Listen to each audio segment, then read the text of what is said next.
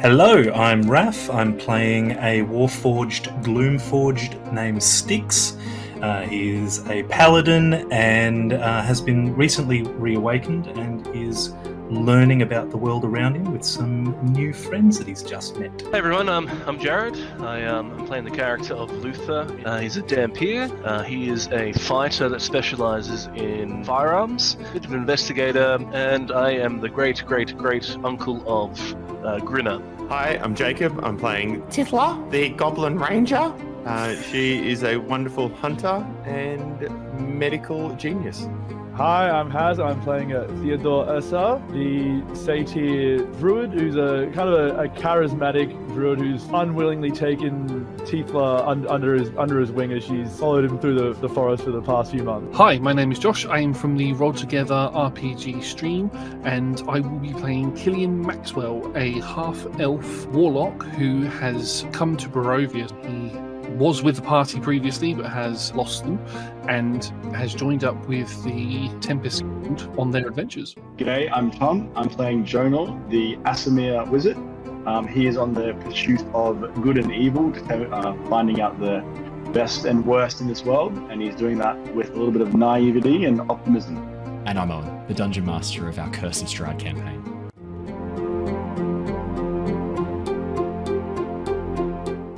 A warning, gentle viewer.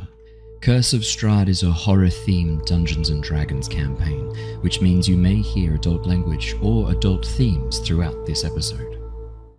Hello! Greetings, everybody. Welcome back to the Lost Archives. It is wonderful to see all of your gorgeous faces once again. We are back playing Curse of Strahd, the premier horror 5th edition campaign. We are ready. We are excited. We have some new cool stuff to show off. Firstly, brand new overlay. It's looking good. Next, we've got the amazing artwork that some incredible members of the Discord community have been putting together. We've got it coming up right over there. You can see it just down there. Some incredible fan art. For Curse of Strahd, it's mostly from Foxtrot, who is an amazing artist. Has been doing some really cool fan art of the Curse of Strahd series. We will have that flashing through. If you are also an artist, or even someone who's getting up and running and learning, or even an amateur like me, and you happen to get some cool art together, send it through. You can do it via the email, which is lostarchivescast@gmail.com, or if you're on the Discord, which the link has been fixed and updated on YouTube, chuck it on the Discord. We've got a fan art channel. We love fan art. It is the best. We love it. Absolutely love it. So I'd there'll like be some to point out there that Owen calls himself an amateur and yet has done all of the character art for all of us. To be fair, he's not getting paid for it, so he is technically an amateur. You know what? Yeah. As you are the best kind of correct. Technically correct. Which is my favorite correct. That's fantastic. So no, thank you so much for all the incredible people who do artwork. You will be seeing all of their amazing work coming up on all of our streams, not just on Curse of Strahd. I've got it all updated for our Return of the Giants campaign and for our Avatar Legends campaign. There are some amazingly talented people jumping into the Discord and hanging out with us. So we are so grateful to all of the incredible people who come and listen and who feel inspired to create the really incredible artwork, like the full party art that's just appearing down on my side right there, that side there, which is really cool. The other fun announcement we have to share is actually, I guess, more of like a partnership announcement. I'm going to be throwing over to Raph for this one. We are shouting out to a business as part of not a paid sponsorship, but we want to make sure that we give this business some love. If you happen to be in the greater Brisbane area and you have tasks that need completing, certain tasks that Raph will take you through, you should absolutely make sure you reach out to Redwood, which is a company Raph has started. Raph, would you like to tell us a little bit about Redwood? Yeah, so specifically garden tasks, I want to make that clear. I was trying to really set you up there. Damn it. I was really hoping that someone else would chime in and be like, what sort of task? Yes, specifically gardening, landscaping, and horticultural tasks, would it be fair to say? Correct. I've been in the industry for over a decade, and you're doing some arboriculture too as well. So you've got a real line of experience there to draw upon. I do, and I've decided as a side hustle I would restart my company Redwood Lawn Care and Gardens. Website is almost finished, so you can't see it yet, but I am on Facebook, and I'm sure there's one or two of you out there that live in Brisbane somewhere, and if you've got a garden and you need it done, I'll do it. Hit me up. What does it mean if my lawn has suddenly started developing a new type of leaf? It's like these 3 leaves with like little loops, and it's just taking over the grass. I'm sure it must be some new type of grass, but it does seem to be sprouting white flowers occasionally too. Is that something you can... I mean, what sort of white flowers are they? What are we talking about? That's the easiest way to identify it. Are you shitly describing clovers? I was trying to shitly describe clover. Yeah, I was. Can you tell that we did not rehearse this? Is it obvious? Redwood Lawn Care and Gardens. Go check it out. There will be a link in the pinned comment on YouTube as well. You'll be able to find it if you're in the. So Greater Brisbane area, Logan as well. How far are you willing to travel? I mean, look, I'll travel anywhere for money. Good to know. Yeah. Noted. Just write that down. You are describing. So you're describing that you want to be trafficked, is what I'm hearing. Is that? Well, I'll be stuck in traffic for you. Yeah. Good save. Nice. We've got our first German request. So the flight tickets would be included in the quote price there, but That's fair. I'll come to Germany to do a lawn. Will you need equipment provided as well? Like, you're going to fly that over? I'll work it out. Okay. For that price, I'll snip it with some scissors. Let's go. Also, if you happen to have any Lost Archives merch, I'm sure Raph would sign it for you. Bloody oath, I would. Yeah. 100%. That is the next. That is actually the next fun announcement, which is an overhaul of the merch store coming soon. We've been slowly migrating away from the Streamlabs merch store, mainly because Streamlabs is not a great company, and we've been slowly moving all of our stuff away from them and just back to normal OBS. So we've switched over to Spreadshop for a Spreadshop for our clothing store. So that will be updated with some new designs as well. I've been working on some fun new designs that I quite like, including one of my favorites, which is "Let me give you an interruption" as a as a slogan on a t-shirt, which I really enjoy. I think it's a great t-shirt. I would wear that. I can see Tom's looking really serious. I don't think he likes that joke very much, being reminded of that time he said that. Well, that's okay. Just trying to knock off. Just dying in the background quietly. That's fantastic. Now, I don't think there's any other fun announcements we have to share unless anyone else has got... Oh, sorry. There is a really fun announcement. You're not going to get any MP updates because Jacob's not here for this week or next week, so I get to play Tithla. I really should have Googled that in advance just to keep that going. No, thank you. No, thanks. I just don't care enough about it to Google it. So we do not have Jacob here. I will play the character of Tithla for tonight's session and next session. Apparently, unfortunately, I think Jacob's away on a work trip. I think he said something lame and clearly avoidable. Just a lack of commitment from him, really, is what we're observing. So we'll make sure he pays for that with Tithla's untimely demise in his absence. So I think that's everything we needed to cover before we jump in. In that case, then, let's do our recap and let's jump into the session. Oh, there is one more thing. Haz, you have a birthday inspiration for tonight's stream. Yay. You almost got away without us recognizing your birthday, which was 4 days ago? Roughly? Wednesday. Wednesday was. 5 days ago. Wednesday was on Wednesday. Thank you, Raph.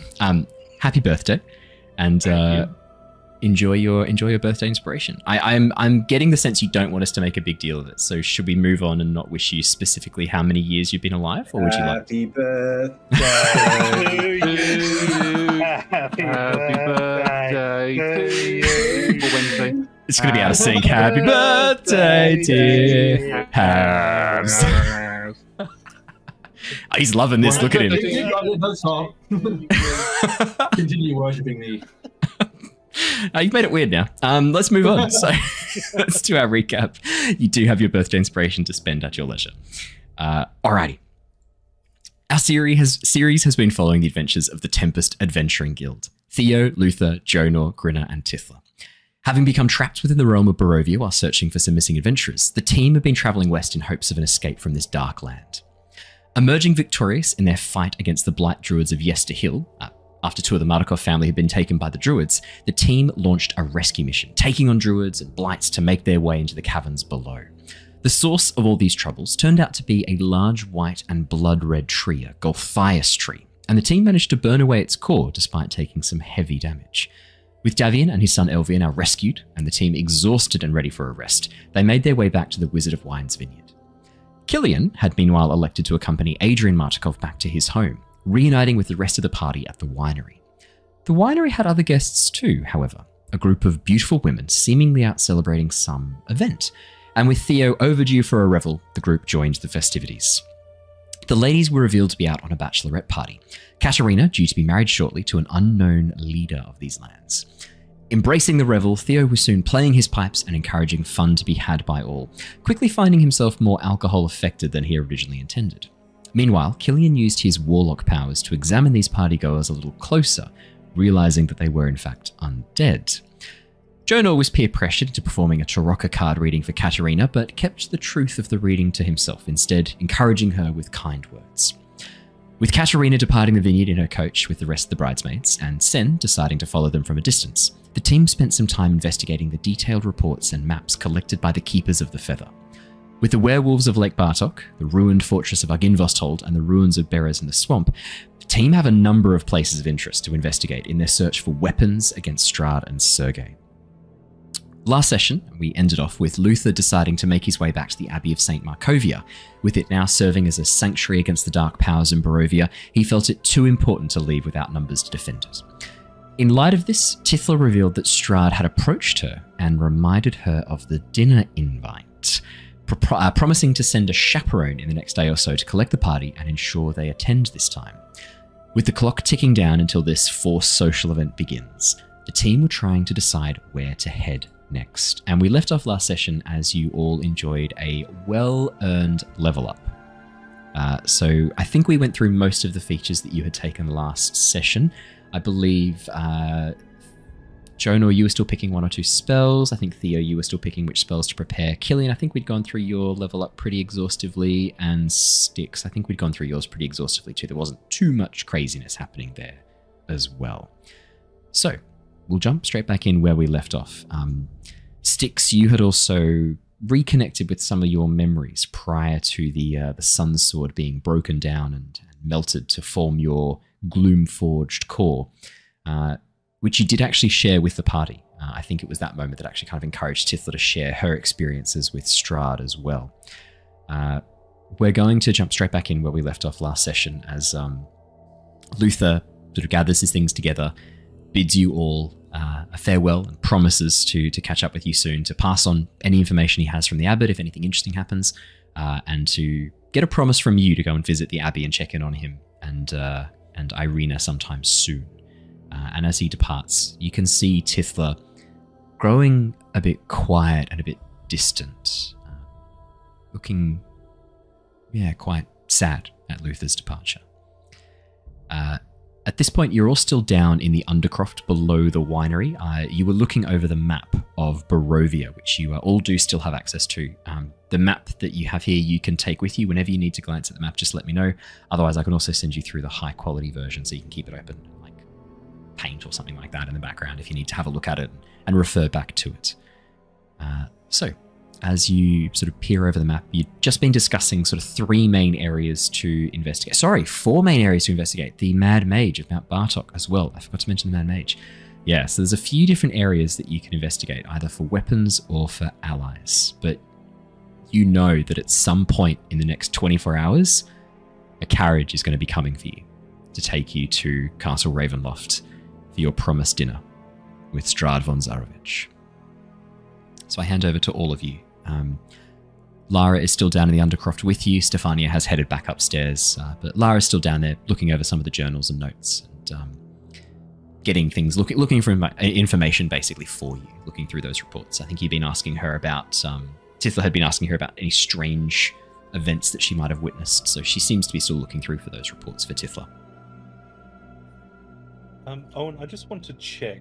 Yeah. Because I have under my notes section under allies, I have Solus dead.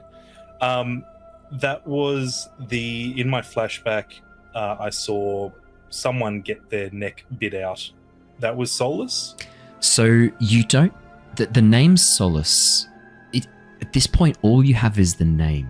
You're not sure who it belongs to, what the significance of it is. So the name was just attached to that memory? Yeah, the memories are in a whole. As you were coming out of that, it's almost like the archive where your memories are stored. Because your memories aren't quite like the way we remember things. They're much more machine-based because you're a Gloomforged. It's almost like as you pull out of that, you can see there's a file tag attached to these memories, and the file tag is Solace, S-O-L-A-C-E. Okay. Almost like they're filed underneath that designation. Great, thank you. If that makes sense. Does that help? That's perfect. That answers my question 100%. Do you have I'm wondering, does Styx have any theories on what that name might be? I'm wondering if maybe I saw a moment, a look of like recognition in your eyes for a second there, and I was like, I think he might have figured something out. Do you? I haven't, not properly. I've got a few ideas around that, but it's something that I'll be doing digging. Absolutely. And Luther had promised to look into that for you as well. That was one of the things you'd asked Luther to investigate at the Abbey of St. Markovia, knowing that the abbot likely has records going back quite a ways. Mm-hmm. Did we ask Lara and the Keepers of the Feather? I haven't yet. That was going to happen. It's happening now. Right now. Lara. Yes, Styx. What is it? Hello. Hello. Do you know how far back do your records go? Many generations. We've got records going back some time. We've been collecting observations and taking notes and scouting since as long as there's been a Martikov family of were-ravens to do so. Many generations, hundreds of years. Do you have any information on someone named Solus? Solus? It's not a name that springs to mind. I can have a look though. Give me a moment. I'll look through our records and see what I can find. And while that's happening, I'm going to describe the memory in as much detail as I can to help with that process. Ooh, okay. As you do, you watch as Lara initially sort of focuses more on the search, listening to you with half an ear, but mainly focus on the search. And as you begin to go into a bit more detail, describing the situation, describing the people that you see, and then especially that final image of Strahd bending over the form of this blonde-haired man, biting his throat out. She's fully engrossed, her eyes focused on you, as are the rest of the group, just listening to this tale as you recount this. As you finish, she sort of like shakes herself a little bit and goes, You're describing before Barovia became like this, before it became this dark, oppressive, before the curse. You're describing this before the dark powers descended. How old are you? I do not know. I am both new and ancient. Okay, we need to unlock your memories. The answers we've been searching for, they might be locked up inside that head of yours. Who knows what other things you might be aware of, things you might know, secrets that have been forgotten. You might have been there when the curse was laid. You might know how to undo it. All right. Have you played with a Gloomforged before? How do you? I've read people's thoughts and thoughts before, but never tried on a Gloomforge. Well, I am sentient, so maybe it would work. Yeah, well, maybe it's worth a try. Does that take a spell slot for you? Because I'm happy to do it because I can do it at will. Yeah, it would take a spell slot. Let's at least try. Does that use your magical energy? Without completely metagaming that. It's fair. I'm mostly kidding. Maybe with our powers combined, Theo, we could just help each other do it. Yeah. I'm happy for you to give it a crack. No, of course I'm happy. I just thought since I unlocked these telepathic powers, I could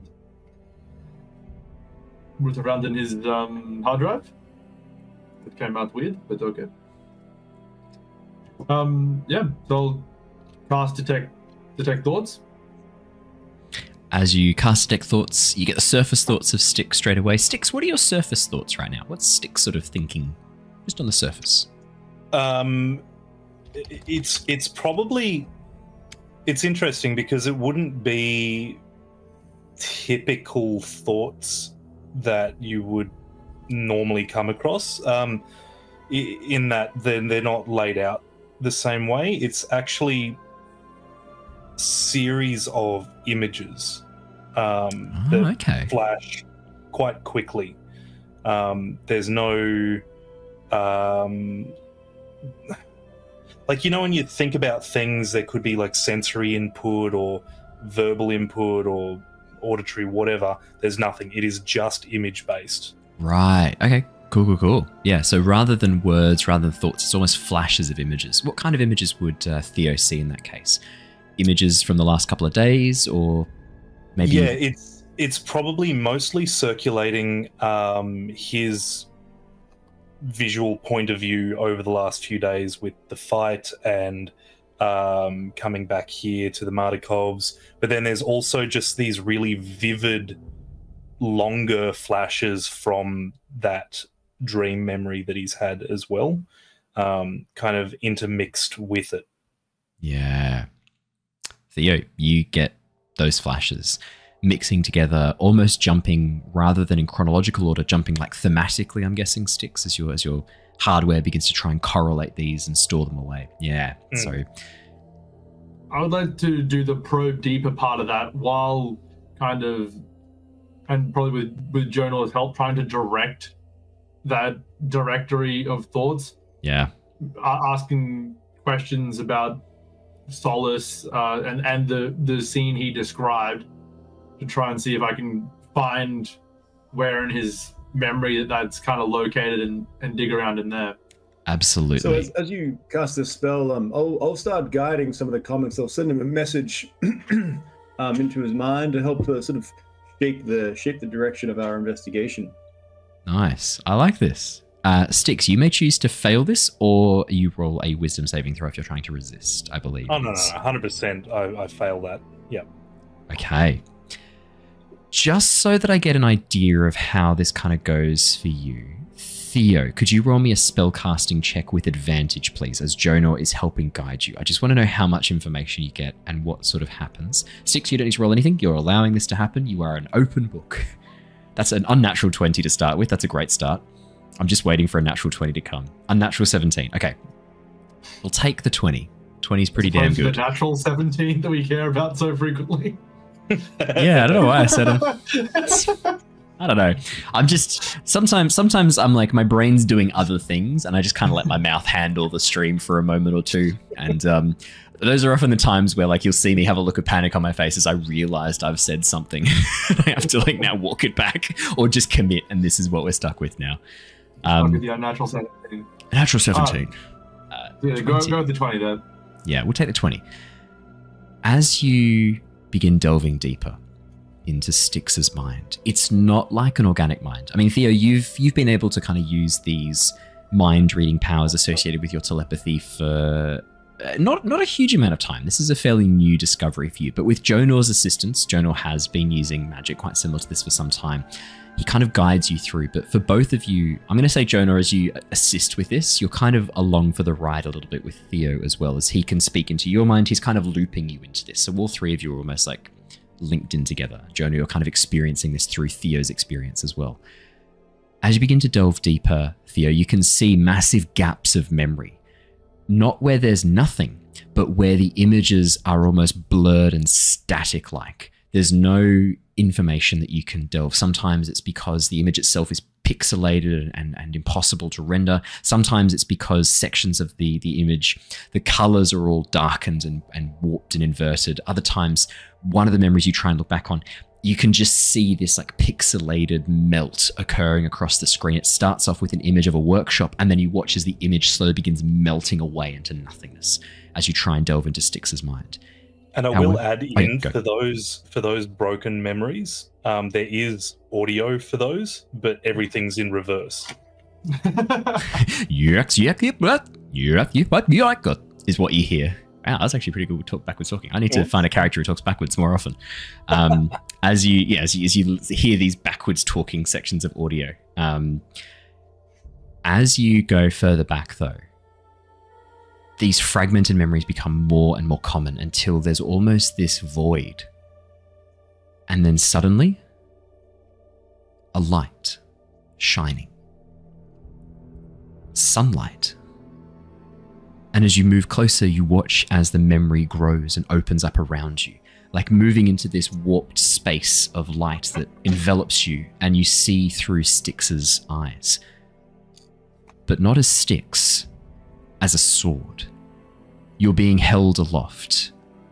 The hand that's holding you is slender, dainty. Scar running down the inside of the forearm, cutting across, almost curved around. The figure behind, the face half hidden in shadow, unable to see exactly what you're looking at. But the sword glows with the light of the sun, and you can see the mist swirling around, getting closer and closer. And you hear a single name called out, a woman's voice. For you, Theo and Jonor, it sounds like Irina calling out, but maybe a bit older, calling out, "Solace!" And then the memory ends.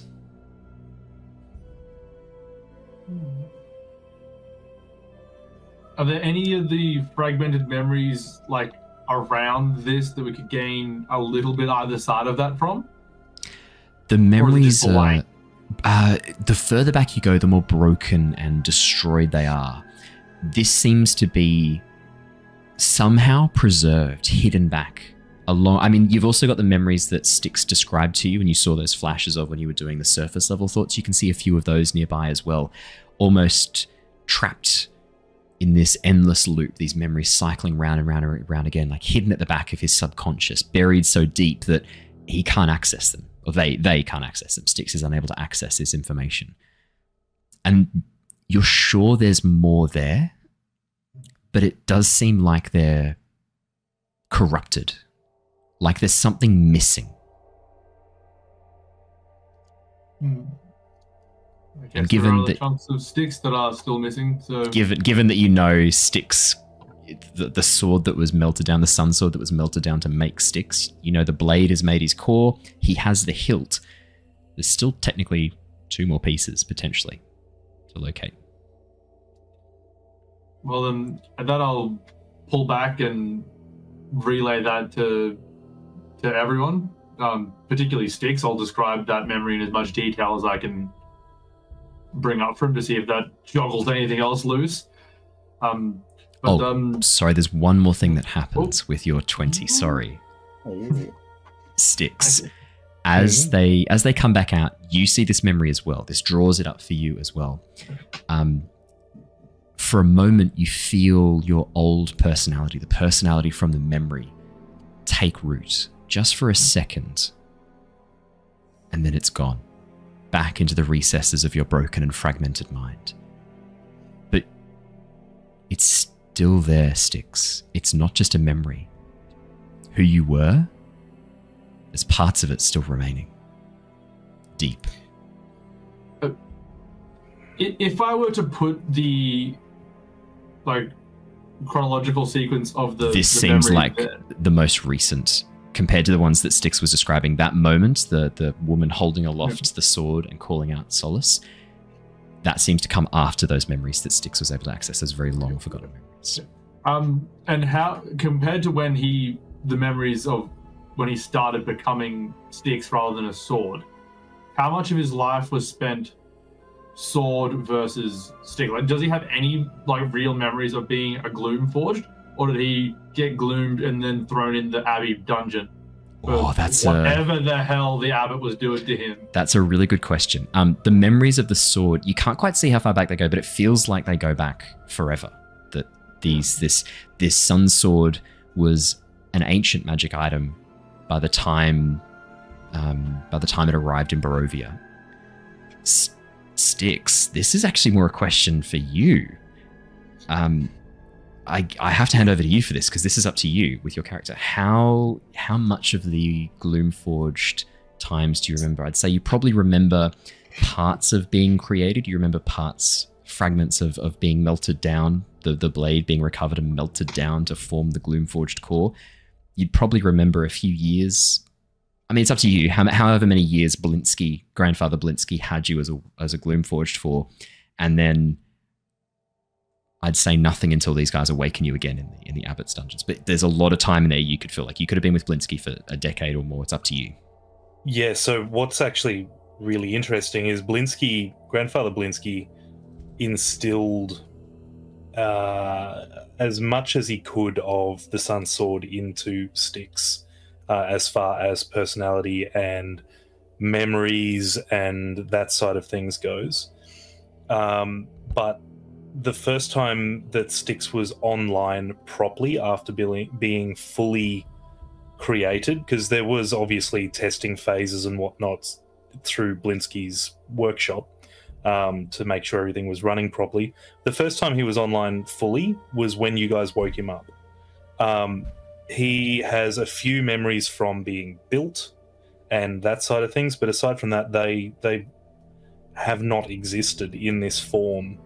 They're infant by comparison. They've got a lot of background knowledge that's been uploaded into them about how things work, but as far as personal experiences, none. There you go. Okay.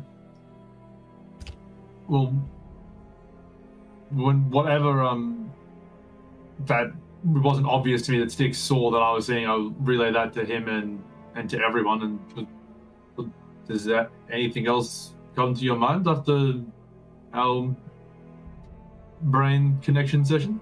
I don't know. Owen, does that rattle anything loose? At this point, unfortunately not. You've had a few big deep dives into your memory. We can't give it all to you in 2 sessions. Then I think we are missing more pieces of you. So I believe we got word that the Pommelstone was in Argynvostholt. Given our friend Sen is going there anyway, maybe we travel with her. She seems reliable and quite friendly. So perhaps we go with her. She seems good at scouting, and maybe we can help avoid dangers and see what we can find. She's looking for a powerful item there. Part of you is in there as well. Maybe we get that, get some more memories, and get some items. I will do what will benefit the group the best. If finding my memories could assist in the destruction of this curse, I will do that. If not, I can wait. I mean, at a certain point, you probably make your own opinion about what you want to do. Think for yourself, Styx. It is important to have your own goals. I follow you. And I'm telling you to get your own goals. That's your next instruction. Oh no. Your next goal is autonomy, so... Put me back. It's not that bad. Styx not that bad. All you have to think about is what will make your life better. And being whole again, probably that sounds like fitting that bill, right? I guess I have my own personality now. I am Styx. I was something else. I fear losing me.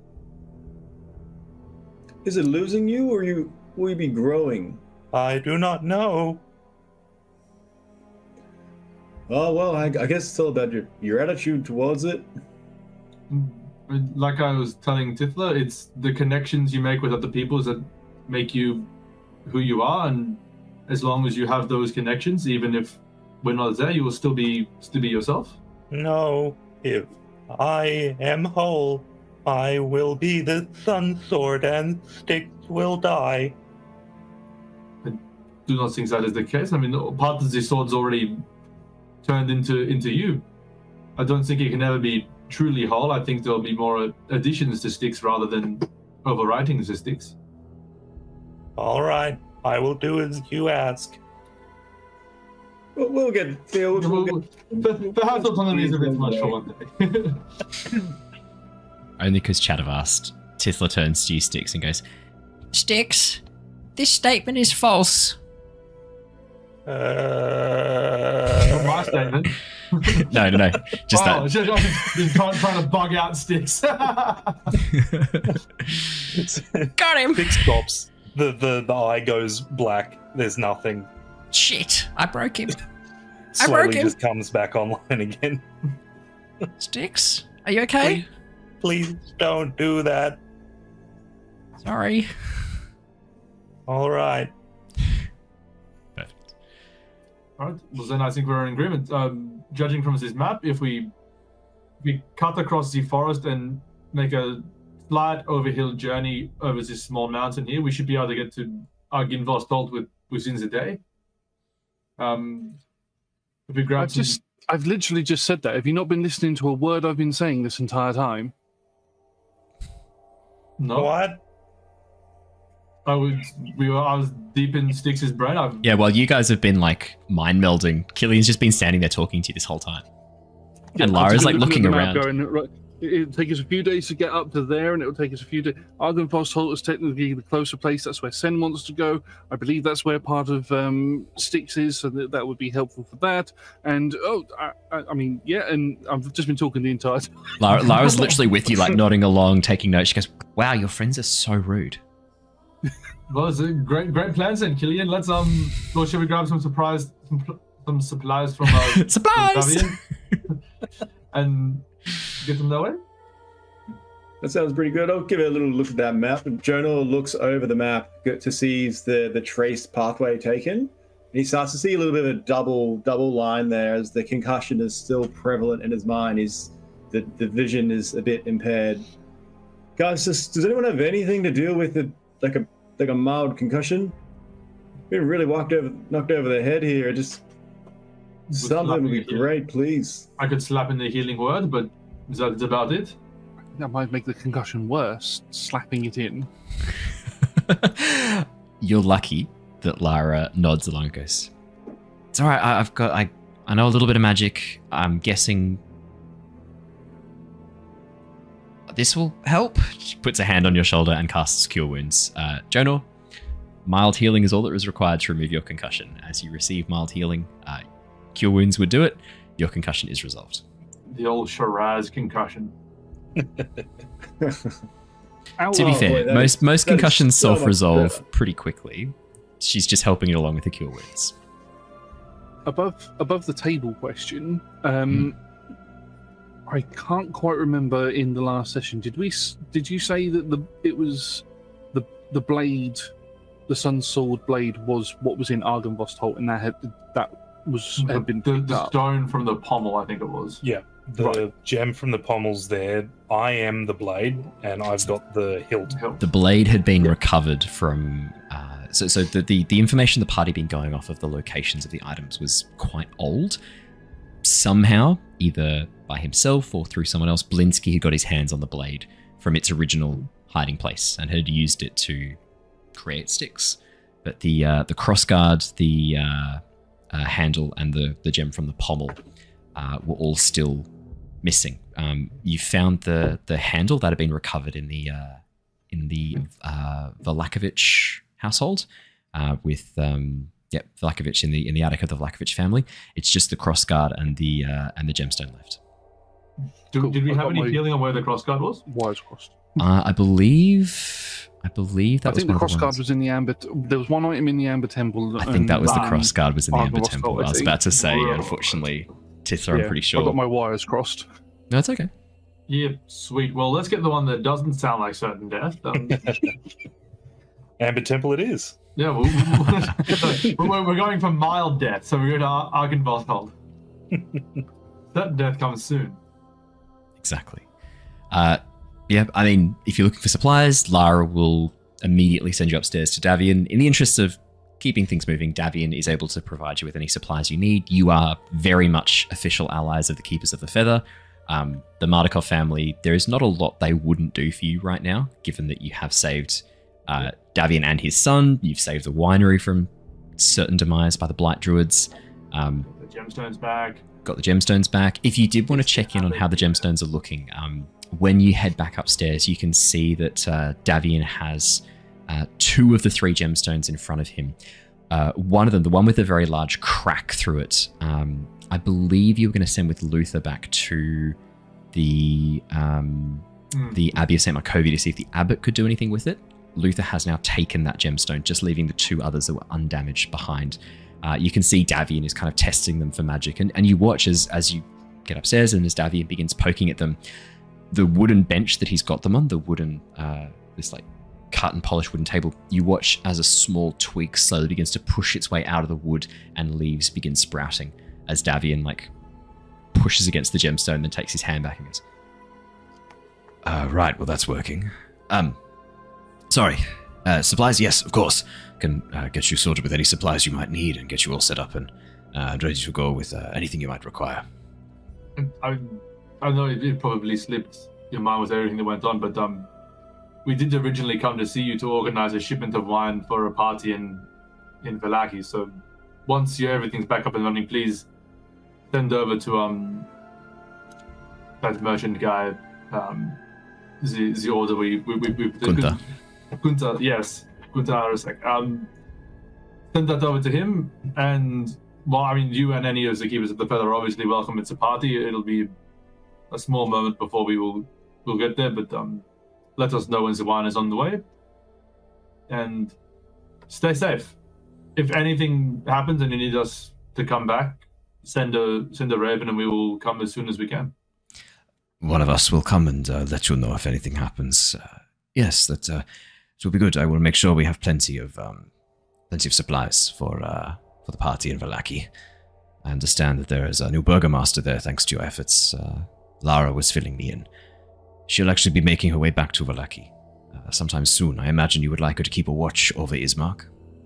Yes, stop in, say hi if she wants. He's good, completely trustworthy. His sister is up with the abbot at the moment. They're both, as far as I can tell, beyond the question on their trustworthiness. Indeed. I will let Lara know, although I imagine that she will be more cautious approaching. We reveal ourselves to her, you. but we'll just consider Ismark and his Arena essentially part of our group. Right. Oh, well, in that case, then I will make sure that she reveals herself to Ismark. And that way, if there's any line of communication you need to get to us or to the abbot. Yes. Yes, that is good. Yes, he knows about the abbot and everything. That's sort of, well, technically he probably doesn't know yet as the abbot has been fixed, so that'd be good. So he is fully aware that his sister is even safer than we promised him she would be. So if Lara can let him know that would be fantastic. Of course. But yes, considered him trustworthy. The captain of the guard, Captain Emilia in Vallaki, also seems quite trustworthy, but we don't know her quite as well as Ismark and Arena. Yes, I think perhaps it's best if we keep the Keepers of the Feather a bit more under wraps for the time being, but we can talk to Ismark if Ismark is part of your group, is part of the those in trust, then we will of course let Ismark know, and that way if he needs a way to contact you, we have a way of contacting him. I think this is this is the first time we have had a network of people working together against the threats that we have here. I feel hopeful. Yeah, I feel hopeful. As do I. But see, Tithla, making friends and allegiances is never not worthwhile. Yeah, but how do you know to trust them? You look after us. Yeah. For now. And trust is both earned and given. I think if you approach life with only a healthy level of skepticism and be open to trust those who earn trust, then your chance of being hurt are very low. And But not zero. of course not zero, but if there's no chance of being hurt, then it's probably not worth doing. You watch as Tithla shrugs. My baby. I checked with Jacob. He sent me through. He sent me through some stuff for tonight and for the next session. I have to I have to go with what Jacob's messaged me. As much as I would like to be like, Theo, I'm sorry. No, unfortunately, that's not the instructions. Not the instructions I was given by Jacob, and I was very clear in the questions. As your supplies are reloaded, you are resupplied with everything that you might need. Any items and equipment that you've used up, any consumables like common equipment, things like that, torches, stuff like that, is all refilled. Same for rations. So if you have less than 6 days worth of rations in your inventories, you can reset it back to 6 days worth of rations. Styx! You don't eat or drink. I don't need them. You're nice to oil up. If you wanted to carry 6 days worth of rations that the rest of the group could call upon, that's technically 7 days worth of rations that you're now carrying as a team. I would do that. I'd do that. Perfect. I store them inside my mouth hole. Oh boy. I don't do that.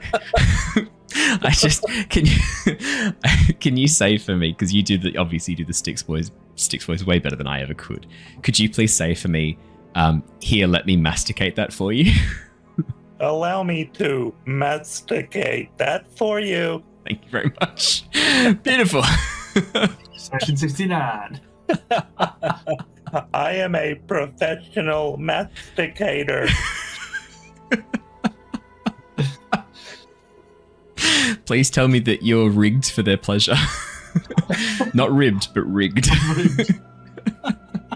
don't have to do that. He is reasonably ribbed as well. He's ribbed. It's very true. He's bumpy ass. He does have an unusual number of ribs for a robot, i.e. more than 0. Oh, I hate Yikes. Okay. I knew I had to get the session. We got it out of our veins now. Session 69. We've addressed it. We don't need to come back to it. I can already tell we're going to, but we don't need to. Davian, just as a heads up, we've decided to head to Argynvostholt. Don't reveal that to anyone outside of the keepers, but if of course you don't see us leave there within the next 24 hours, probably best to assume that something has not gone quite to plan, and prepare appropriately for that. Of course, we will make sure we organize a rescue mission. I will let Luther know, and he can bring the abbot to get you out. If you are in grave danger, we are going to make sure that you are freed. We know for a fact that we're definitely not going to be back within 24 hours. Leave Argynvostholt, not be back here. Oh, okay, right. I assume there's birds flying around that will see us leave, whether that is via carriage or by foot.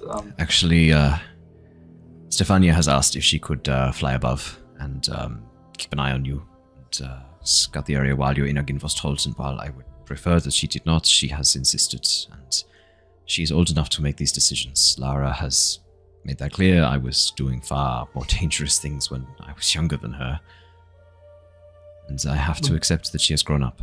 This is her choice. She handled herself at the hills, so I'm sure she can handle herself in other places. She knows to stay hidden. She knows how to stay in Raven form and to fly back if she gets in trouble. She insisted. She'll stay at a distance, make sure she's not seen with you, and keep an eye on you from the air as you head into Argynvostholt. She is under strict instructions not to approach the ruined fort, and I trust that she will not break that trust. Where is she now? She's currently scouting around the vineyard. Said she wanted to stretch her wings a little and get some dive bombing practice in. Can you recall her? I have something that will help. Yes, of course. You watch as he heads outside and whistles very, very loudly, and then waves his hands in 2 short bursts over his head, and then brings his fist down on top of his head in a single closed fist. Sorry, what was that, Theo? I was thinking I'd just go help him speak Raven. Yeah, I'd like it one more time, please. Squaw! Sounds a lot like your seagull impression. Look, you'd be Raven and Seagull is like They're both birds. Spanish and Portuguese. There's like ravens can speak seagull, can understand seagulls. Seagulls can't understand ravens. So there's a lot of overlap to the untrained. Oh, so it's like Swedish, Norwegian, and Danish. Yeah. So Norwegians can understand Swedes, Danes can understand Norwegians, and Swedes can understand Danes? I think it's like a circle, like a rock, scissors, paper kind of thing. So you're saying that's... So what's the third bird in this? Parrot. Parrot? All parrots. It's a big family, the parrot family. Yeah, that's what's really surprising. Like, different dialects, all same language for parrots. Right. It's very weird. Yeah. Okay. Because seagull is also quite a large bird family as well. I mean, what we see as seagulls in Australia, there's a lot of different species of seagull. Ravens, there's not a huge number. Is it all corvids? Is this crows, ravens? What else fits in? No, they're all just ravens. Surprisingly different. Yeah, they're very weird like that. The corvids. There you go. Please join us again for more bullshit science aspects up on the spot. Jared would be hating this given his occupation. This is in honor of you, Jared. This is our counterpart to drunk science, where rather than getting drunk, has just bullshits, and you have to, and it's a bingo, and you have to figure out what's bullshit and what's not. The cool thing is, it's very obvious what's bullshit because it's all bullshit. I have a PhD. I'm allowed to just make shit up like this. Is that how that works? Yeah. Dang. Okay. There you go, everybody. It's on the record. He's a doctor of bullshit. We have just established that tonight. It is canon. As Stefania flies back down and transforms back into her human form, flying in through the window as a raven, turning back into human, and then stepping out through the front door. You can see she's like a touch out of breath as she sort of like pants for a second, rights herself, tucks a stray fly of raven hair back behind her ear, smiles broadly at all of you and goes, has Dad told you I'm going to be coming with you? Just to keep an eye on you, I'm not going to get into any trouble, I promise. Can you please stand here? And Styx points to like a big open area of ground, in somewhere in there. I'm sure there's a area without furniture. Oh, I mean, at the front with that eating area, the sort of like the restaurant bar stool area, there's also like a dancing floor still set up from last night when you guys got a bit drunk and like moved some of the tables and chairs aside. So yeah, you just point to the center of the dancing square. The dancing square? The dancing square. The dancing square. Styx just kind of like gently ushers her into the center of it, draws this big chalk circle around and starts doing a whole bunch of just magic stuff setting up for, and makes her stand in the middle of it whilst she's still trying to have a conversation with everyone. And it does take quite a while. 10 minutes. Takes a full hour. A full hour? What are you doing? So, I mean, there's obviously going to be questions. As you start this, you watch us both, Stefania and Davian, sort of look at you. Davian putting a hand on your shoulder and going, I would appreciate to know what you are doing to my daughter. I am helping. This will be good. Yeah, but what are you doing to my daughter? And what are you doing to our timeline? We 24 hours in and out, and now Argynvostholt quick adventure. It doesn't sound like Styx is letting you know how long this takes. It's clearly a delay regardless of how, knowing it's an hour or not. Yeah. I would go and nap. You need to get supplies. They've got them. We have this would have been happening while the supplies were being supplied. Okay, as you guys are having this conversation, we're going to quickly rearrange time. As it takes you 15 minutes to get supplies, you come back. Styx is still walking around Stefania doing whatever this is. He has not explained himself, has not told you what he's doing. I am casting ceremony specifically. Marriage. No. I am marrying your daughter. I sent this image. You may now kiss me. Kiss my teeth. Oh no. No. So Styx is casting ceremony, specifically coming of age, which allows a humanoid who is a young person for the next 24 hours When they make an ability check, they can roll a d4 and add that number rolled to the ability check. And they're only able to benefit from this one time. Wait, so for 24 hours they can roll 1d4 on every ability check. Okay. Sorry, it's when you said they can benefit this from one time. I was like, they've got 24 hours to spend a d4, and it takes an hour to cast this spell. I was like, are you sure this is worth it? Because Bless does this, but way better. No, that's so fair. for full 24 hours, they get the d4 whenever they need it on an ability check. Dang, Styx. What does your coming of age ceremony look like? It looks like Styx forcing someone to stand in the middle of a circle for an hour without explaining himself. Styx, my legs are getting tired. How much longer do I need to stand here? Not long. Can I sit down? No. Maybe. No. Jonor. Yeah, Styx. Does this work still if she sits down? She just can't cross out the rune you drawn, so she's got like there 2 steps right and 3 forwards, as she can move in there, and then she won't hit any of the rune drawings. All right, you can sit down. Can I have a chair? I'm not allowed to move out of this, am I? No. What do you help? Please. Why You misunderstand. That was a no to moving outside. Of course, you can have a chair. Can someone pass me? This doesn't actually go get away. Yeah. Can someone pass me a chair? Killian? He'll just completely resigned to this. He'll just drag a chair over and just, here you go. It's like the stick in the druid's hole all over again. Thank you. The 45 minutes passes as you finish this. How do you celebrate? What kind of like? I'm looking for a point where this is actually like a coming of age ceremony and not just you torturing a 16-year-old for an hour with boredom. Like, is there like a shower of magic at the end to celebrate? Like, does you see like runes sink into her skin and shine for a moment before disappearing? What do we kind of see? Do her eyes glow orange or purple for a moment? Like, what do we see? So, confetti launcher in one of your fingers. So, Styx. Pew! The mental image of that's incredible. We need some artwork of that, please. Watches Styx like holds up his hand. There's just a little like string with a loop on the end. He just pulls it. It's like the world's shittest party pumper. Just goes. Sorry, it's really got me. It's really got me.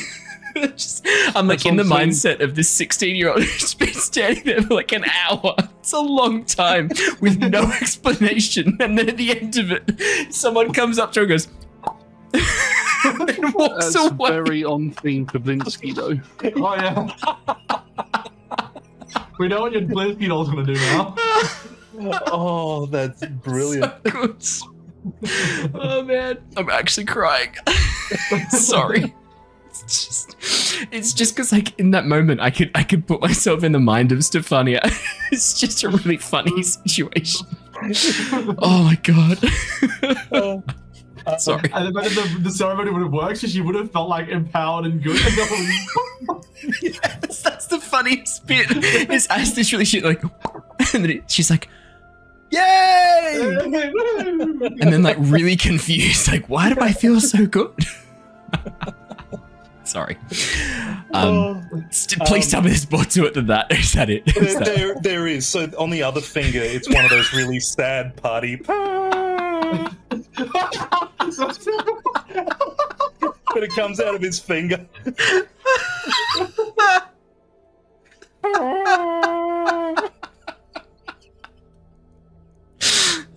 I'm in pain. I can't breathe. Basically, don't ever ask Styx to do finger guns at you. It's so tough. It's just the fucking worst. And then a little trumpet comes out his back, goes. Pwah, pwah, pwah, pwah. Okay. All right. So none of that. Sorry. Styx has got charcoal out of the fire, and has made the ring and all these glyphs and things on it, and also put charcoal, like drawn these runes onto her skin as well, on her arms and on her forehead, and goes through the whole ritual. Once it's complete, there's like this warm glow that suffuses all of the charcoal, not only on the ground, but all the runes on her skin as well. But the warm glow fades back into the black charcoal, but it's not...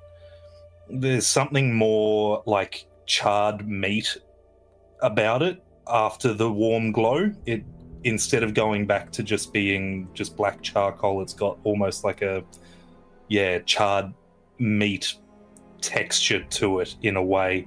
Even what's on her as well. And as everything falls, because it all falls off her, all the runes, and there's nothing there. There's just like this really pale, fine marking of where the runes were that's still on her, which will stay for the duration of the 24 hours.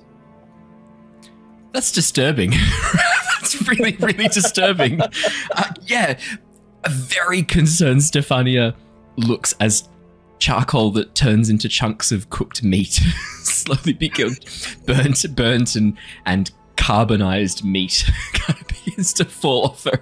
Is that am I mean, not it's, you'd need to run an actual DNA test to tell if it's charred meat or not, but it does have that sort of texture compared to, like, there's a difference between charred meat and charred wood.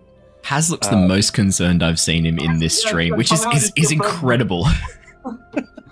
I prefer the finger popper. It sticks. We got to keep it going. He watches all her teeth fall out and her adult teeth grow through. That's how you know she's immediately. And then Styx gathers up the teeth.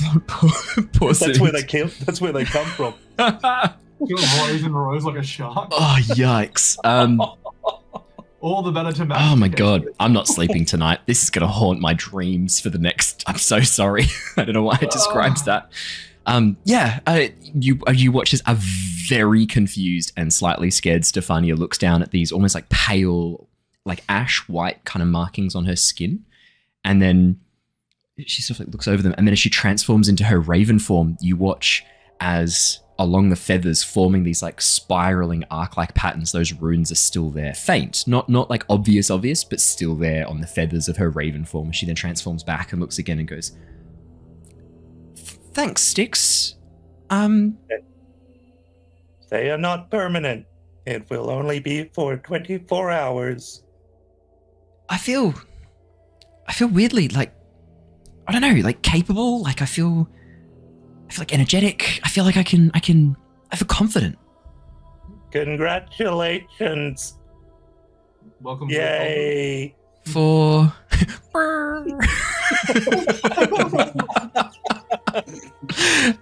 I've just updated Styx's Blinsky doll, just so you know. It's gonna be the Blinsky model's gonna have like one for it. I've got a few different things for the things I've thought of a few others, including a Vuvuzela on the pinky. So Styx just really, really shit. I need a glitter thumb then as well. Oh, you need a middle finger. A middle finger Irish tin whistle so you can really shitly play. Once it gets a cracker and you pull my finger and crack into bonbons. Oh yeah.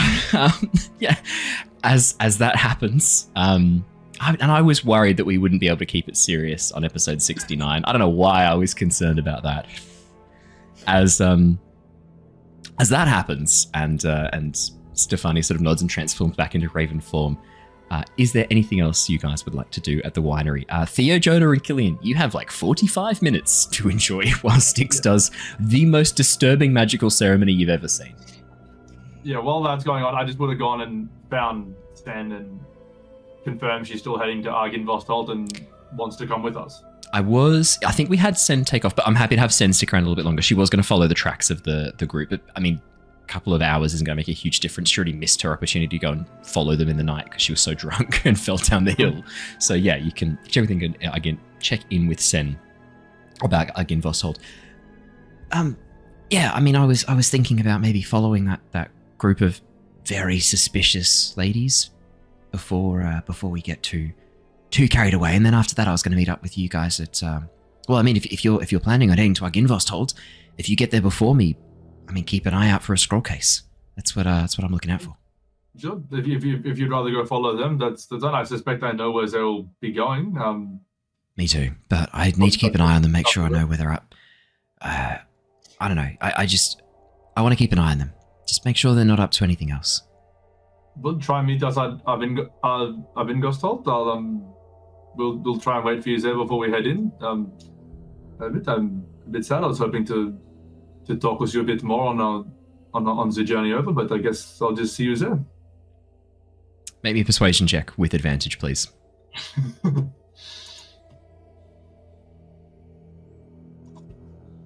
I don't think that's going to be particularly... It's 22 for the first one. We've already started pretty strong. At a 14 for the second. 22. I guess... I mean, you're probably right. We kind of know where they're going. Most likely headed to the castle. Are you sure I wouldn't be getting in the way or anything? I can scout ahead and keep an eye out for stuff. And not at all. You'd be more than welcome. You've proven to be very helpful so far. You watch as a beaming smile replaces her sort of apprehension and yeah, you can see in that moment, Theo, with your, I mean, you're quite insightful. You can see in that moment that this is what she kind of wanted to do, but she felt like she probably should follow the slightly suspicious party of revelers, given their activities the night before. Oh yeah, that'd be great. That'd be really good. I'd love to tag along, and if we happen to get our hands on that scroll, if there's anything in there that you need, I mean, it's supposed to contain spell scrolls and create them from scrolls that are placed inside blank paper and parchment. I mean, maybe there's something useful for you too. Who knows? Maybe it'll help us get a way out. That would be wonderful, but please don't change your plans on now account. If you feel you must follow the women from last night, by all means do so. I'm happy you decided to join us, but I feel bad steering you from your course. I'll have a think. If I tell you what I'll do. I'll follow the tracks for a bit. I'll jump ahead of you guys. I'll scout ahead. If there's anything dangerous, I'll come back and warn you, let you know. I'll follow the tracks for as long as they go. Maybe trace down the main road, and I'll cut back across once I get in line with Argynvostholt. I'll do the compromise. I'll follow them until I get in line with Argynvostholt, and then I'll head on inland and maybe meet you guys there. I can move pretty quickly over the land and Sure. Well, we're going to cut through the forest and head straight there over the hill. But look, if you happen to meet back up with us earlier and we can travel together, then do so. I'm pretty quick. I'll catch up. Okay. Well, I'll see you on the road then. Look for the raven flying above. Oh, yeah, sure. I can do that. Yeah, easy. Or the large bear walking along the ground, either or. Yeah, I did mean to talk to you about that. You've got antlers as a bear. Is that what bears... Your bears not have antlers? No, they don't. I did think that the people were pronouncing it. I kept saying it was Bearyorn, but they kept saying bear. Is the normal bear in the Feywilds? Oh, you're from the Feywilds? Originally, yes. Then I was shepherding a forest in Nostea where I met Tithla. Right. I've never been to the Feywilds, but what's it like? Oh, in some ways it's more beautiful than you could really explain with words. In other ways it's a bit terrifying, and in other ways kind of, I guess, silly. I mean, like I was telling these stories to my friends earlier, my brother, he turned me into a frog for 6 years. That was just kind of normal. It was just a prank.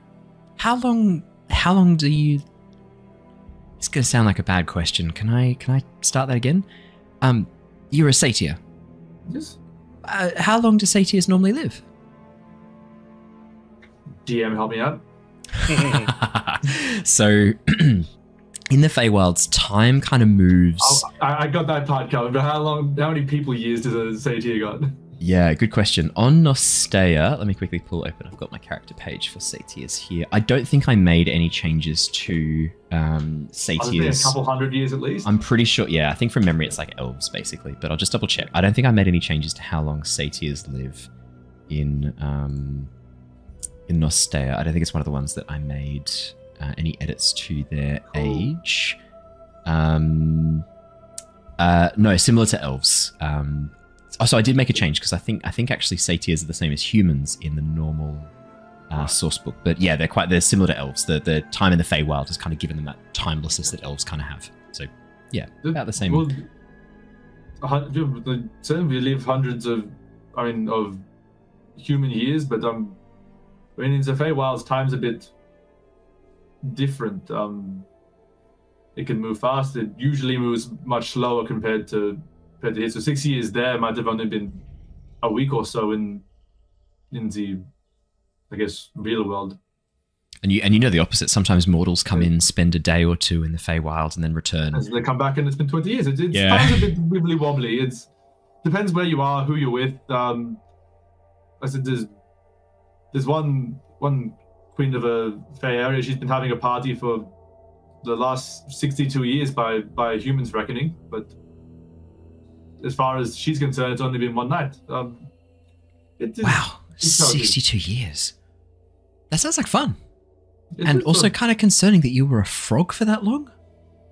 I mean, not 62, just 6 years.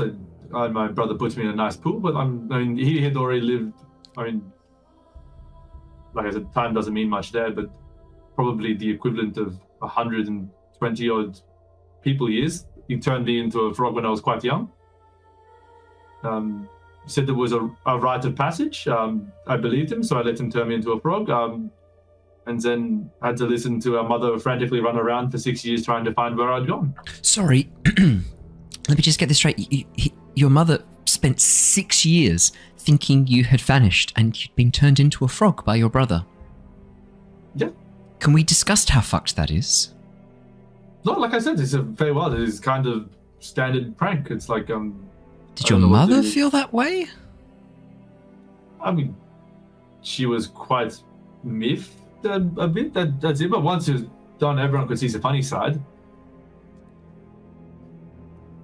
Watched... It all paid off when my brother turned me back, and I walked back inside, and he turned there and was like, I thought he croaked. Oh my god. Did you plan this? No, I had real sentence before. I wish I had that much foresight. Oh my god.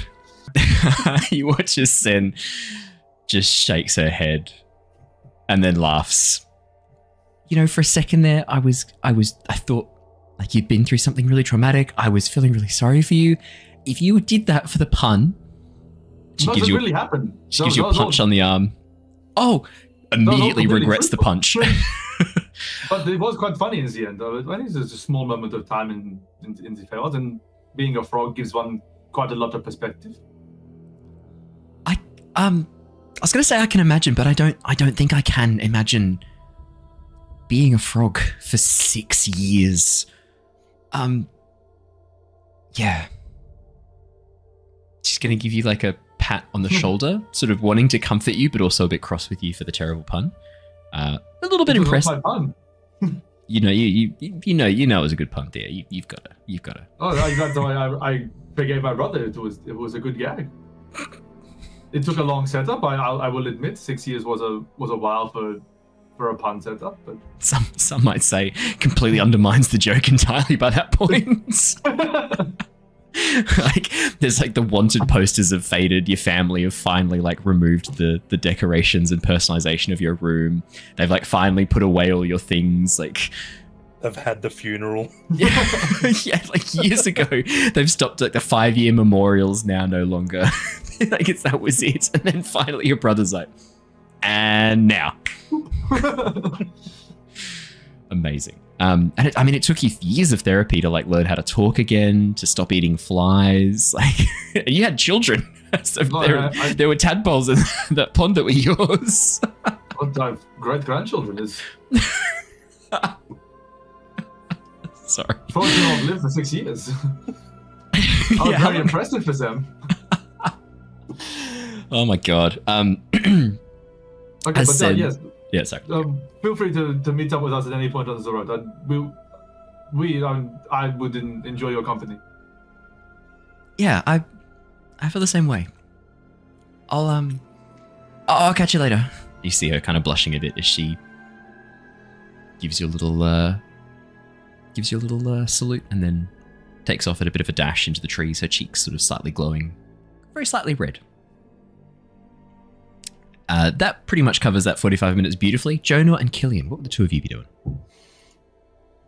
I think I would have gone and checked in on Adrian, just to make sure he was okay. As you head inside, Killian, you can see Adrian is getting together what looks like a pack with all sorts of supplies in it, packing it onto his back. You can see him sort of shrugging into it, testing the straps, and as you walk in, he turns around, gives you a big beaming smile and goes, Killian, hey, just getting everything ready. I'm going to make my way back to the Abbey. I'm going to catch up with Luther. I know he's got a bit of a head start, but I reckon I can catch him in Raven form pretty quickly.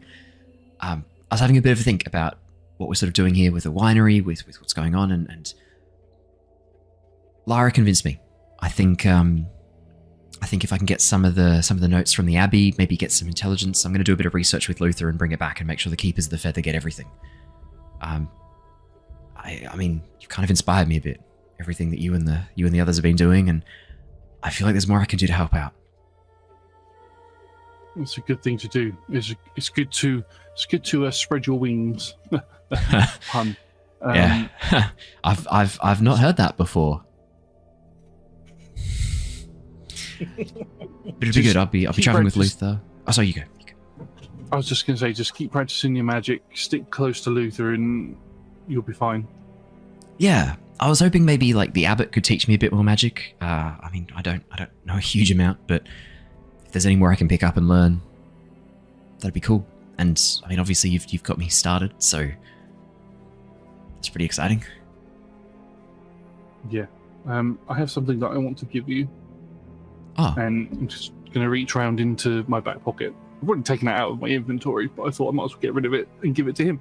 And I pull out a sheathed dagger. I'm just going to hand that to him. This was a gift from my brother to me, and I think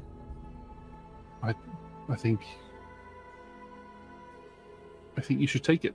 Killian, this is from your brother. I can't take this. No, please do. It's more like a good luck charm rather than an actual weapon to use. And if you're going to be traveling between the Abbey and here, you need good luck. I've used up all of my luck and all of my... I have a lot of karma coming my way soon, I reckon. So, I think... Don't you need this dagger then? No. I've lived a long time. This needs to be handed off to somebody who needs it more than me, and that somebody is you. I don't know what to say. Thank you, Killian. I'll keep this safe, and when the time's right, I'll make sure Elvia gets it too. Like your brother gave it to you, I'll make sure Elvia gets it when he needs it most. Good. You can take care now. You too. I know you think you've got karma coming your way, but Killian, you're a hero. You and the rest of your friends, like you've saved my family, you've saved my brother, my father, me. The only karma coming your way is good things. Yeah? I had no hand in your father and brother being saved. I just brought you back here. But without you and without what you did at the Abbey, none of that would have happened. We never would have been able to get back to the vineyard in time. The others wouldn't have been able to get to my family and rescue them. Like, no, I'm not accepting that. You might not have been there firing off magic at the tree, but everything else you've done, like, to keep them safe, no, I'm not accepting that. And you shouldn't either. One day I shall accept it, but at the moment I have a lot to make up for at the moment, so I'm working towards that. Regardless of what others tell me, it's something that I personally feel that I need to do. Okay. If you need a reminder, come talk to me, okay? I will. Same with you. You know where we are. Well, you will know where we are, wherever we are, so... Yeah, I think, sounds like Aunt Lara's going to be keeping a close eye on you lot. If you wanted privacy, I don't think you're going to get a lot of it from Lara. She's meticulous in her observations. Sorry. I think most of Barovia knows what this group's up to anyway, so I think privacy went out of the window after the bloodless coup. Yeah.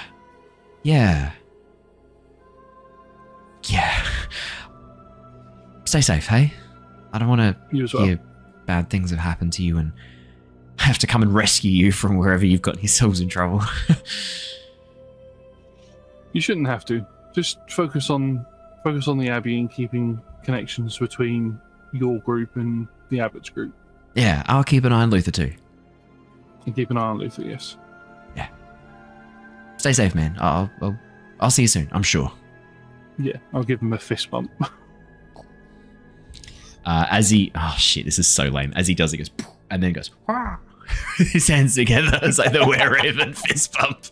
That's the lamest thing for the first time ever. in a long time, Killian does it back because he now has two hands so he can do it. Hey! It's not just going... Yeah. One hand.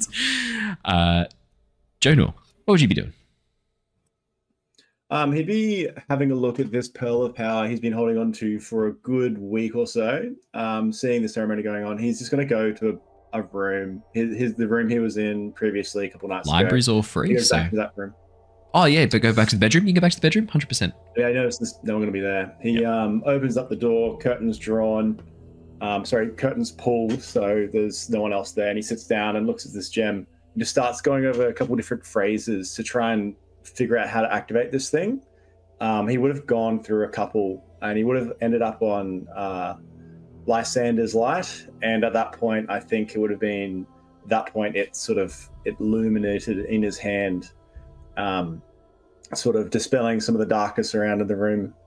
And he probably looks up and then notices this is where he had that horrific 8-hour nightmare. The sleep paralysis experience that Jonor got to enjoy when he fucked around with a dream hag. And is going to, for the journey coming up, give himself a mage armor, line himself in that golden light to protect him coming up. That's about it. Brilliant. As you all get yourselves together, as Styx finishes his ceremony, as Killian finishes checking in with Adrian, Theo finishes checking out with Sen, and Jonor prepares himself and empowers himself for the journey ahead, you meet back down at the exit of the winery and begin making your way cross-country. You have a copy of the map. Theo, you are a druid who has explored the Outlands. Tithla is a ranger. I'm just going to quickly double-check what her favoured terrain is to see if she can be much help with crossing. I think it was forest. I think it is forest. I think forest and mountain. So you're set for both of these next areas. Theo would be pretty cut if forest wasn't her favourite terrain. You'd be a bit like, wait, what? We spent years exploring the forest, Tithla, and you hated every second of it? Yeah, I like the desert. That's my favourite terrain, is deserts. As you make your way over, you are not hindered, with Tithla helping guide the way. You guys using the map, Tithla using her knowledge of the surrounding area, you are able to move through without any impediment to your speed. Could I please get, let's say, a D10 from Theo and a D10 from Jonor, please? Just to 10 from Jonor, 7 from Theo. Okay, let's have a quick look.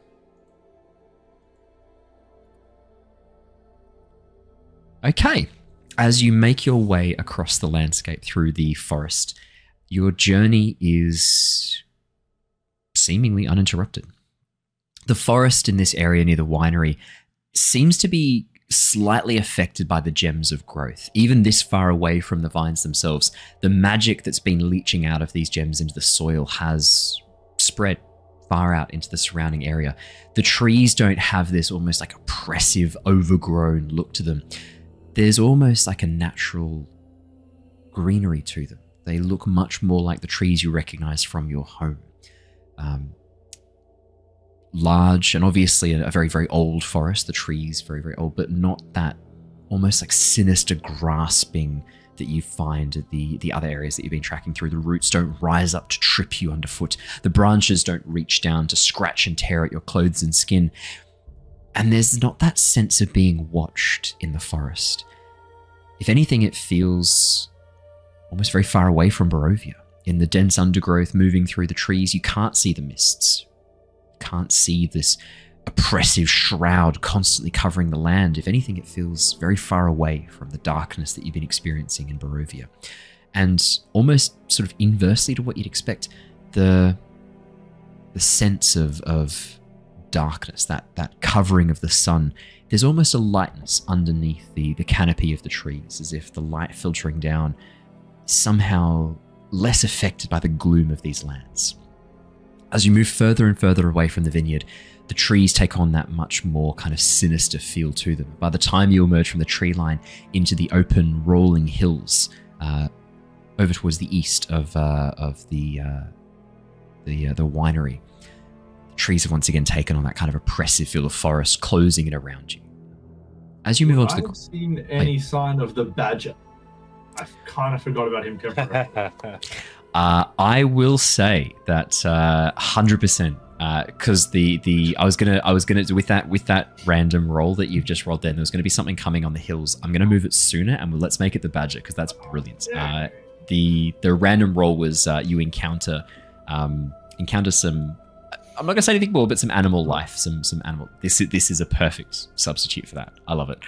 As you get partway through the forest and begin sort of moving through, you enter into a small forest clearing, the same forest clearing where you had originally met up with Lara and with Stefania on your way to the winery. This is, the pathway. It would make sense. You're not just bashing through the forest. You actually follow some of the natural paths that you'd taken before. Tithla leading you back to this forest clearing. And Theo, as you enter into the forest clearing, and you can see the table, the tent still set up. Lara hasn't had time to come and pack up this makeshift camp. You can see a black and white furry behind poking out from the tent, the sounds of snuffling and grunting coming from inside the tent as you watch the badger just destroying a sack of food that Lara had left behind at the tent. Absolutely going to fucking town on this thing from inside the tent. As you emerge into the clearing, there's a crack as Styx's very large metal body steps on a twig, breaking it. And you watch as the badger spins around, head poking out of the tent. Crumbs are almost stuck to its lower jaw and chin, forming what almost looks like a beard of bread attached to it, caked around its mouth, its tongue sort of occasionally darting out, trying to grab these fragments of food that it has consumed. And as it looks at you, you can see it sort of getting ready to run before it recognizes you. You watch as it kind of like makes a few grunting sounds and then turns back into the tent and begins like demolishing the sack of food again. I think, seeing that he's happy and healthy, I just give him a nod, and I'll turn on the speaker channel. It is good to see you well. Keep safe. The druids are gone. It should be safer around these hills for you. Druid's gone. Blight's gone. Blight's all gone. Blight's all gone. Territory mine? Except for where the vines with the small berries grows in rows. That is for the raven people. But the hill where the druids used to live, lots of tunnels for badger. Oh, females like big tunnel. If you got no money and you got no tunnels and you got no chick badger, and there you are. Carry food to tunnels. Druids not there. Blights not there. Tunnel mine. All yours. Tunnel mine. Tunnel mine. Yes, there might still be food there too. Food. Flesh food. Yes, but probably do not eat any of the flesh food that's there. It's probably still all druidy, but Yeah. maybe they had grains. Yeah. Grain food. Roots. Tasty roots. Probably no roots either. Tunnel At least shit. for a little bit. Well, it's quite roomy. How You could roomy?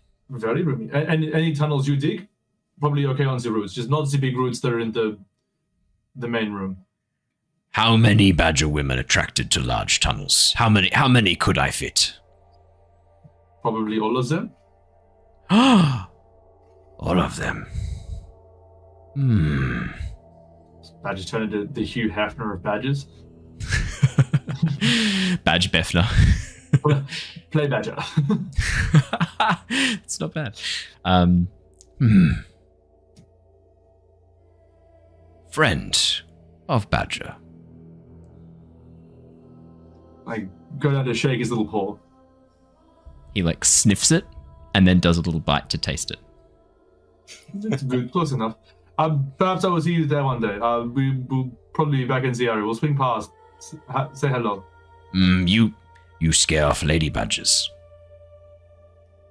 I'll announce myself from a distance and you can come out and say hi. There. Thank you. Good. Thank you, smelly two-leg. No, sorry, you were Goat Man. Thank you, smelly goat man. And wonderful travels to you, Sir Badger.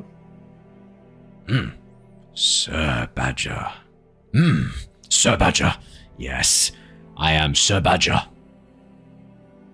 And I'd leave him to his business and carry on with the rest of the group.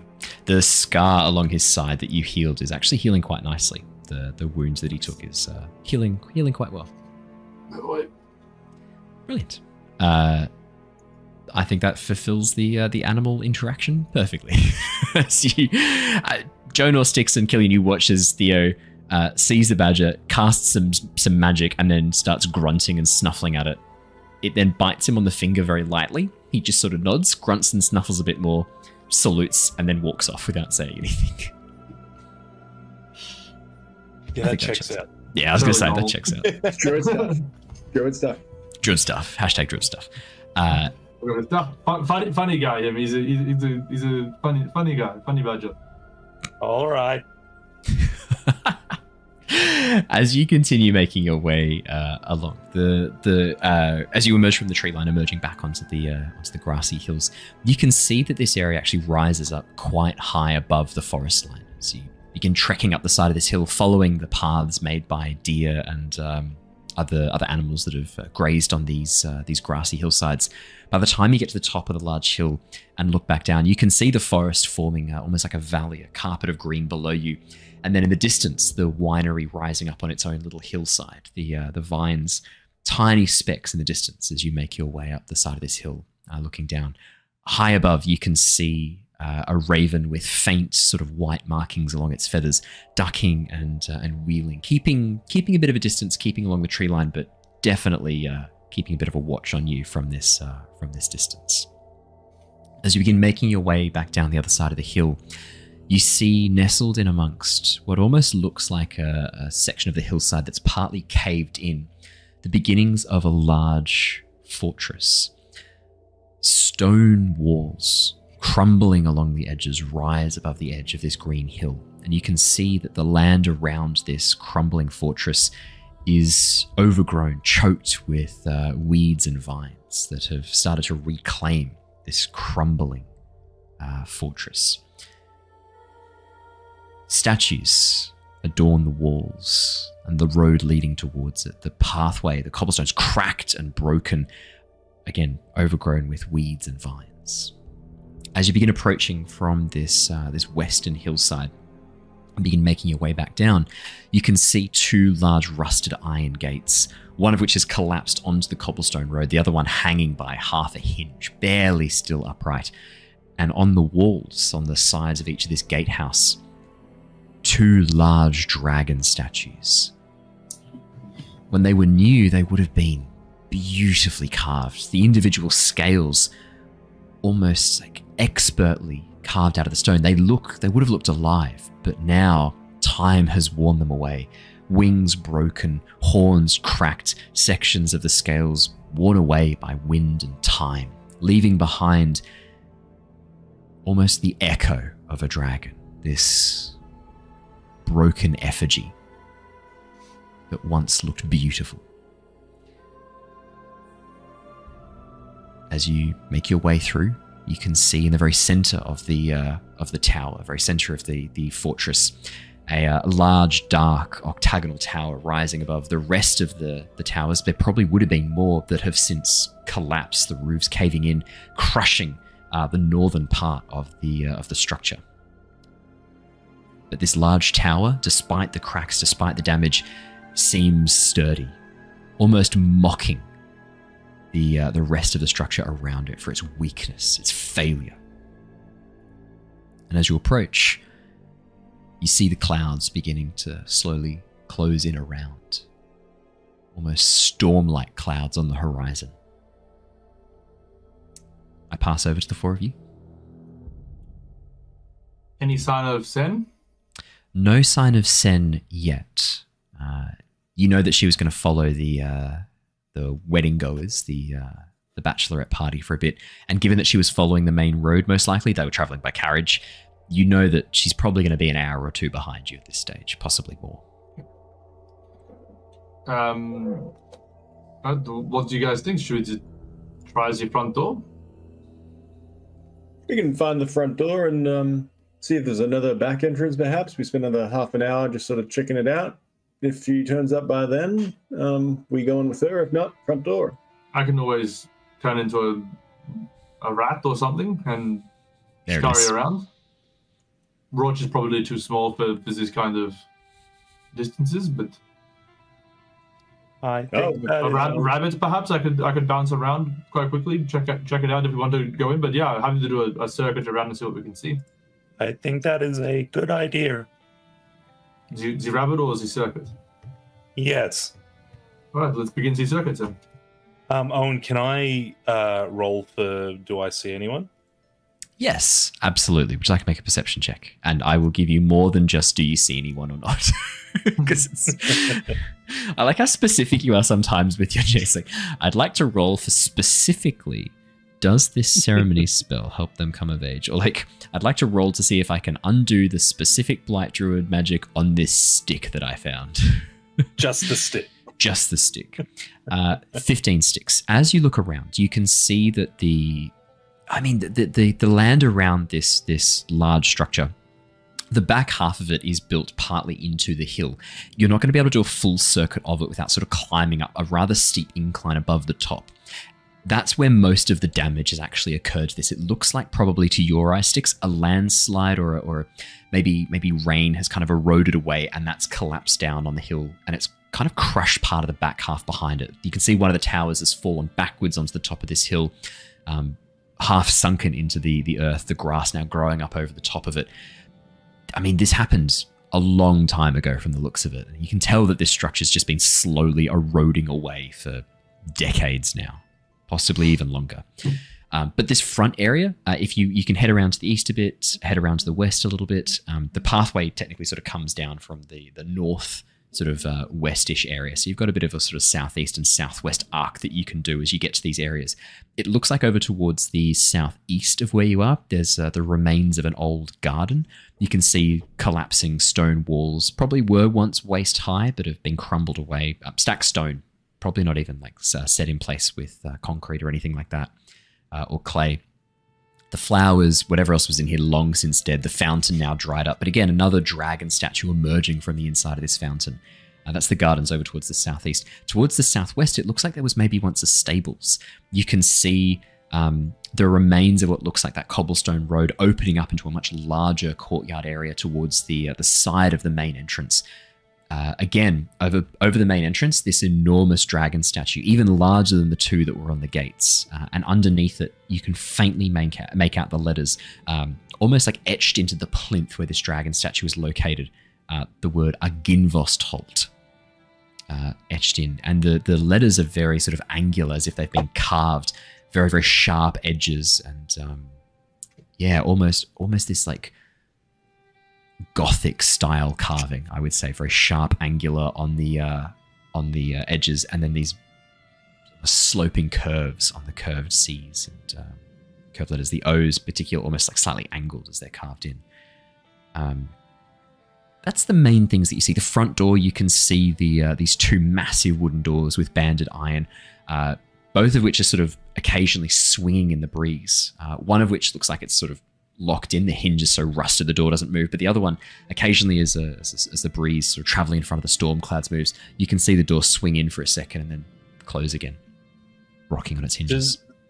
Does the architecture look as though, one, it's like ancient, like pre-Barovia Curse ancient?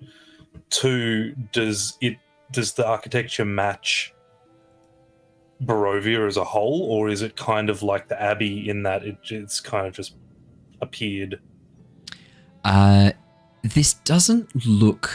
Yeah, how would I describe that? Could you give me a quick history check? It doesn't match the architecture of any of the other areas of Barovia. It doesn't match that of the Abbey. It definitely doesn't match it of Castle Ravenloft. I think it does, actually. Natural one. Yeah. Styx. Let me rephrase that. Styx. This might look like it is partially collapsed and look like it's very old, but that's what they want you to think. This was only built a few days ago. If anything, it's brand new. I mean, what is time? Yeah. Why did they stop building it halfway through? Exactly. This is brand new Styx. They just haven't finished. Where are the work crew? Oh, no. That makes sense. It's a Sunday. Work crews aren't going to be around.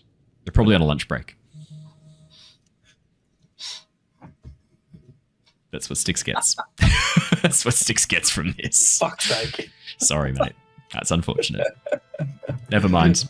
I was gonna give you so much stuff then until you alerted me to the natural one. No, failed rolls are fun rolls. I'm all for it. I agree. What do you mean? It's one a couple days ago.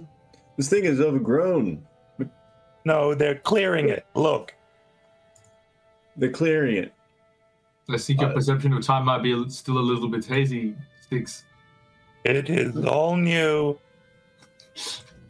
Yeah, this is the new place to me too, but I'll look at this architecture and see what I can deduce.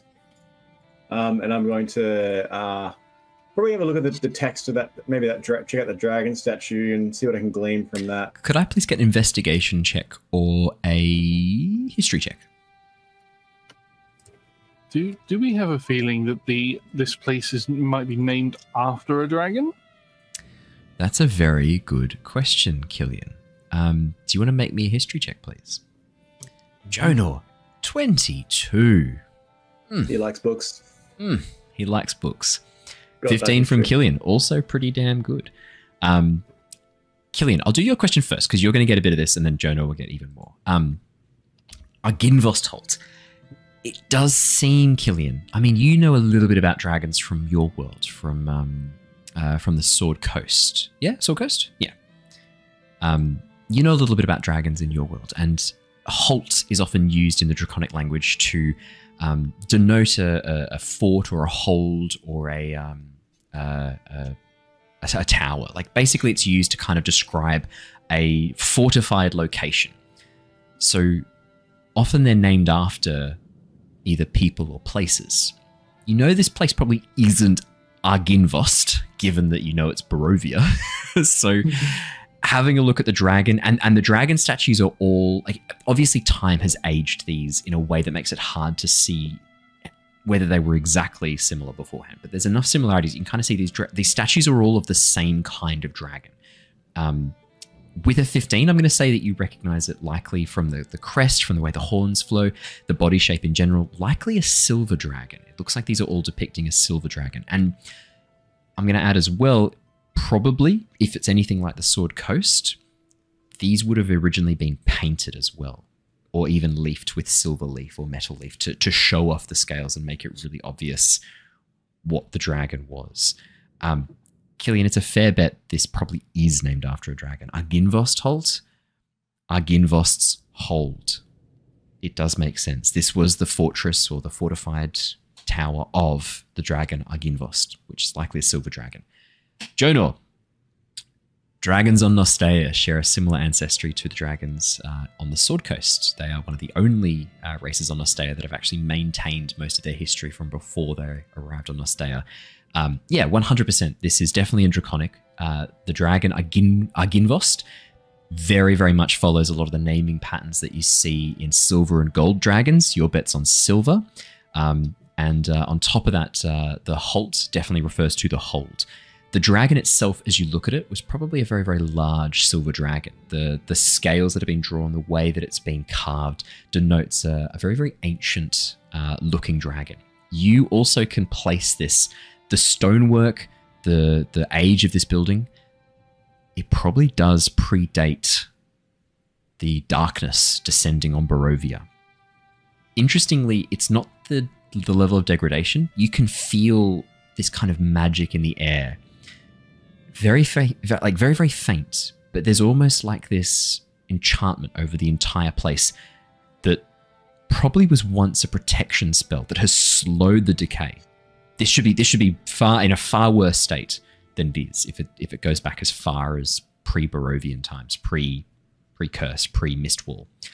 But something has been keeping this alive. It's faint, it is dying, whatever this effect is, whatever this magic is, but it's still there. Just a trace of it. You can almost like taste it on the wind as you approach the Hold.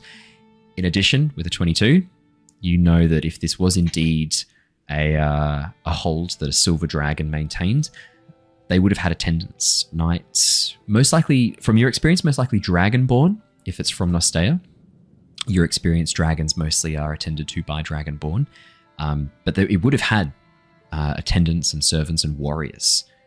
This place would have been fortified. I think that's probably what you get from a 22. I have a feeling this place... So you know how when we were at the Abbey, we sort of knew that place was pretty special? And also the tower that had the sort of the magic denunciation field, the field that would stop magic from occurring. There's another little whiff of something going on here. I think there's something within here for sure. I can't put my finger on it, but I'd love to try and find the source of it. It's gonna be down in there. It doesn't seem evil. It seems like it's safe to approach. So I don't really know if it's evil or not, but give me a moment. I'll figure out what type of magic this one is, and Jonor. I'm gonna ritual cast. Yeah, detect magic. Yeah. Can I also please get you to roll me a wisdom saving throw, please, Jonor? Oh, absolutely. You've still got the 10. Oh no. Brilliant. Haz, you go. There you go, and then we'll save Jonor's as the cliffhanger, I think. Killian, while he's detecting what school of magic, did you say you could detect whether something was good or evil? I can certainly cast that, yes. Maybe I have the ability to do that. Maybe to complement Jonor's analysis, you could do that and see how screwed we are walking into this dragon's house. I shall do that, and it doesn't say it's ritual, so I will just cast it. I think I would have shared the history of the Dragonborn, having met and fortified this place before. But shared, yep. You changed whether it's either the chromatic or metallic dragons are good or evil on Nostea. So on Nostea, chromatic and metallic dragons, there's not really, let's say, like a specific, like they are all evil or they're all good. They're just as likely as others to fall for Tiamat's manipulations or follow Bahamut's guidance and ruling. So there's not like a specific like, it's a black dragon, it's evil. I didn't like that. That annoyed me a bit. So it's like with dark elves. It's like, it's a dark elf, it's evil. So we did a bit of a switcheroony around on that. So yeah, on Nostay and Homebrew World. So your understanding of dragons, Jonor and Theo, is that silver doesn't necessarily mean good at all. Cool. Whereas Killian on the Sword Coast, silver dragon, man, trustworthy as. Almost as trustworthy as a gold dragon, and a gold dragon 100% trustworthy.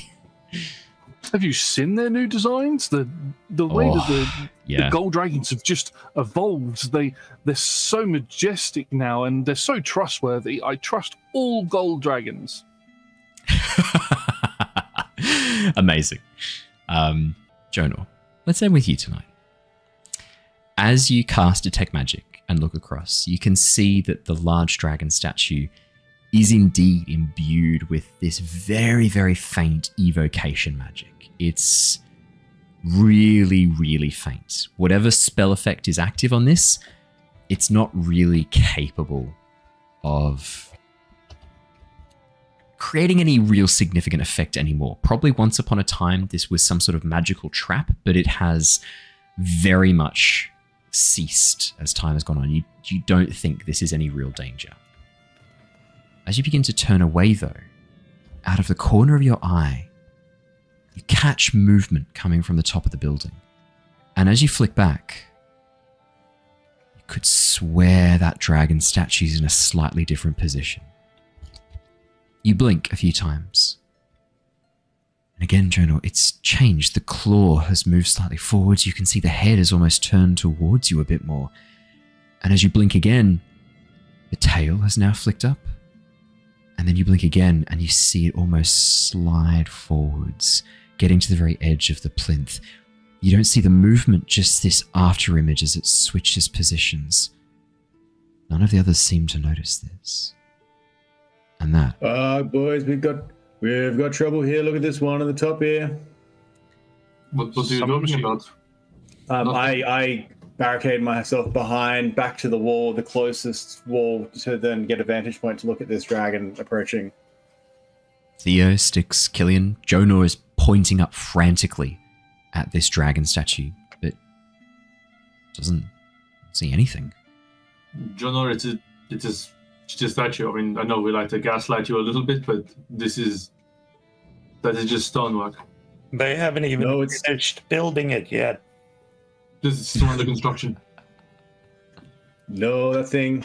Give it another look. And I poke my head over to glance at it again. If it's moved. Jonor, it's moved. It's now crouching. Mouth open, head lowered. That time, 5-6 seconds. It's in position. You can see the mouth open and agape, ready to blast you with whatever magic it can summon. The rest of the party, they don't see it. They don't understand. Guys, get down. It can see us. Come on, move. Theo would poke his head up and have a look.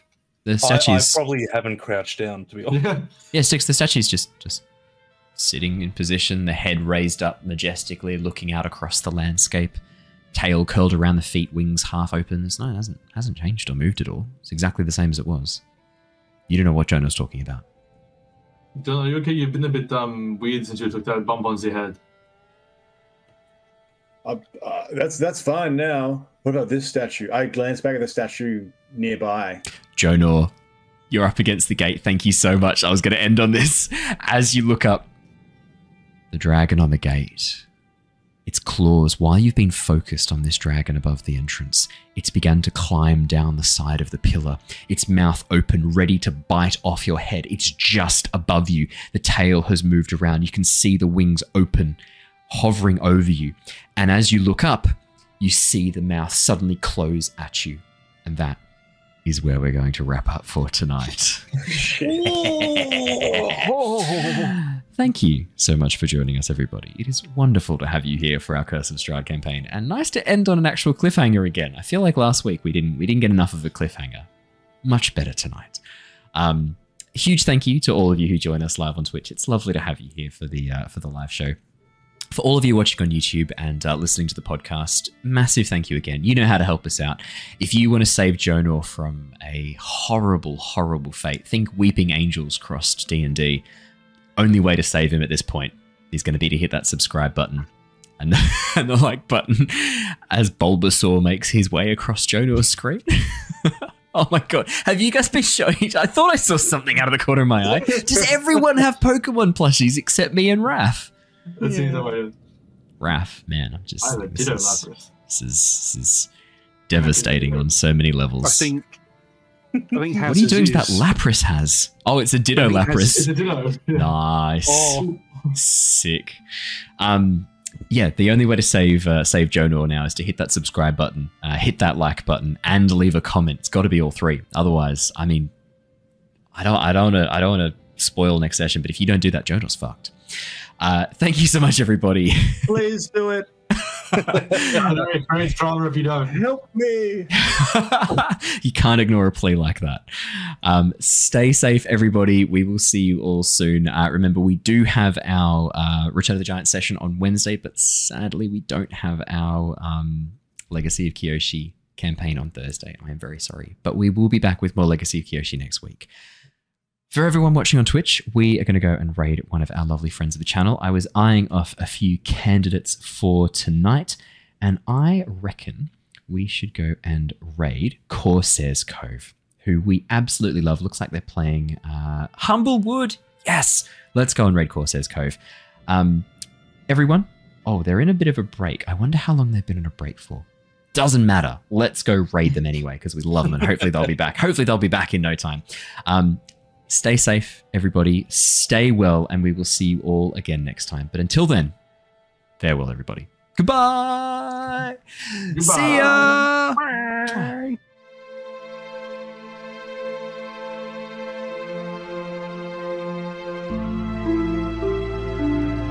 Bye.